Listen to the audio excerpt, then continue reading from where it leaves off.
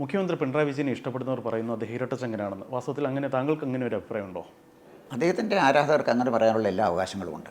പക്ഷേ കൃത്യമായി അക്കാര്യത്തിനെക്കുറിച്ചൊന്ന് അവലോകനം ചെയ്താൽ ഇപ്പോഴത്തെ പിണറായി വിജയനെ നമ്മൾ കാണുമ്പോൾ ധീരമായി അദ്ദേഹം നേരിടുന്ന എല്ലാ പ്രശ്നങ്ങളെയും അഭിമുഖീകരിക്കാൻ അല്ലെങ്കിൽ അതിനോട് സംവദിക്കാൻ അദ്ദേഹത്തിന് കഴിയുന്നുണ്ടോ എന്ന് സംശയമാണ്. ആ സാഹചര്യത്തിൽ അദ്ദേഹം ഒരു ഇരട്ടച്ചങ്ങനാണ് എന്ന് നമുക്കങ്ങനെ പറയാൻ കഴിയുമോ, അത് ആലോചിക്കേണ്ട ഒരു വിഷയമാണ്.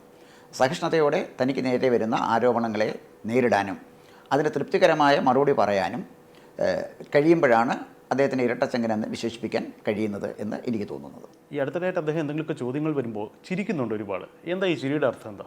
അദ്ദേഹം ചിരിക്കുന്നതിന് പല അർത്ഥങ്ങൾ കാണാം. ചോദ്യത്തിലെ ഗൗരവമുള്ളത് കൊണ്ട് ചിരിക്കാം, ചോദ്യത്തിൻ്റെ അർത്ഥശൂന്യത കൊണ്ടും ചിരിക്കാം. അദ്ദേഹത്തിൻ്റെ ചിരിയുടെ അർത്ഥം എന്താണെന്ന് മനസ്സിലാക്കാൻ കുറച്ചുകൂടെ നമുക്ക് കാത്തിരിക്കേണ്ടി വരും. ഉത്തരം മുട്ടുമ്പോഴാണ് ചിരിയെന്നൊക്കെ ചിലർ പറയുന്നു. താങ്കൾക്ക് ഇങ്ങനെ തോന്നാറുണ്ടോ? ഉത്തരം മുട്ടുമ്പോൾ ചിരിക്കണമെന്നില്ല, പക്ഷേ ഉത്തരം മുട്ടുമ്പോൾ ചിരിക്കുന്നുണ്ട് തെറ്റുമില്ല.